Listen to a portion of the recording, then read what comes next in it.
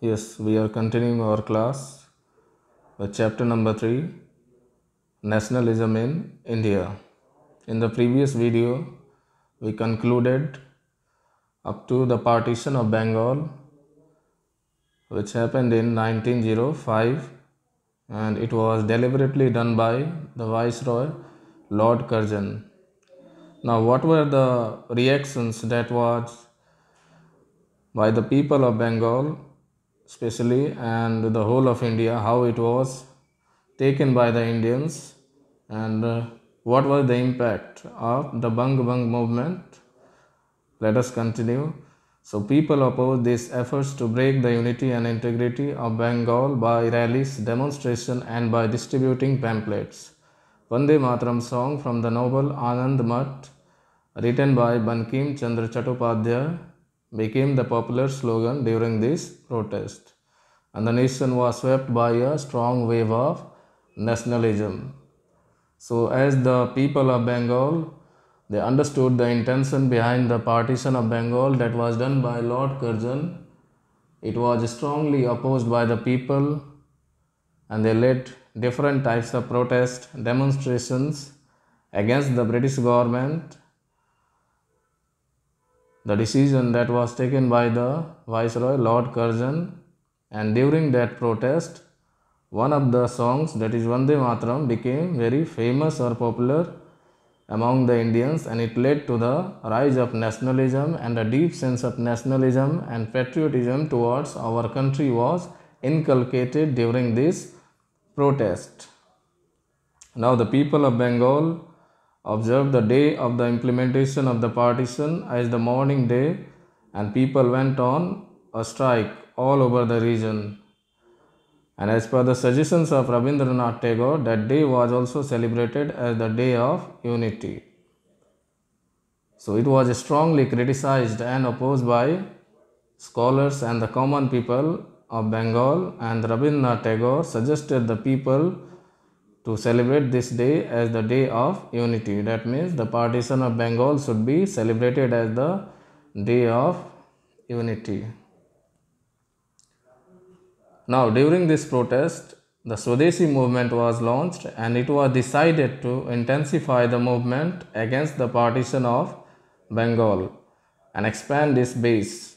And the three main characteristics of the movement were to trade and use Indian goods only, to boycott the imported goods, third, to acquire the national education and boycott the English education. So all the leaders, they assembled together and appeal to the people that they should support the Swadeshi movement, and the three features of that Swadeshi movement will be that to trade and will use only Indian goods.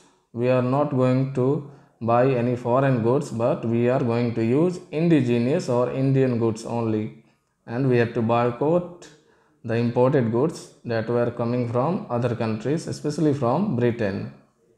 Also, to acquire the national education, that means all the people will learn in their mother tongue, and also they will not learn English education. Different leaders and senior leaders of the Congress party, they suggested and urged the Indians to boycott the foreign goods and use Swadeshi good, and it was highlighted in the newspapers. Processions, public meeting, folk songs were made to understand the importance of using Swadeshi goods. And it was a successful movement. As you will see that the impact of Swadeshi movement was that it was economically devastating for the British government, as their trade was badly disrupted and they suffered an economic setback, and there was loss on the economic point of view for the Britishers. Now, there were two groups in the Indian National Congress. One was extremist and the other one was moderate leaders. These were the two divisions in the Indian National Congress, and some of the leaders that we see, Dadabhai Navroji, Surendranath Banerjee, Gopal Krishna Gokhale, these were the moderate leaders, and they believed in the rule that was framed by the Britishers. They were abided by the rules and regulations of the Britishers, and they believed that abiding the law and the constitution that was given by the Britishers, we will attain freedom slowly and gradually. But on the other hand, there were some extremist leaders, especially the trio of Lal, Bal and Pal. They were aggressive, and these leaders wanted to acquire self-rule not as a favor but as their right. They followed the policy of aggression and revolution, and hence they were called the extremists. These leaders believed that it is our birthright and India is for the Indians and we should acquire our freedom at any cost, and hence they were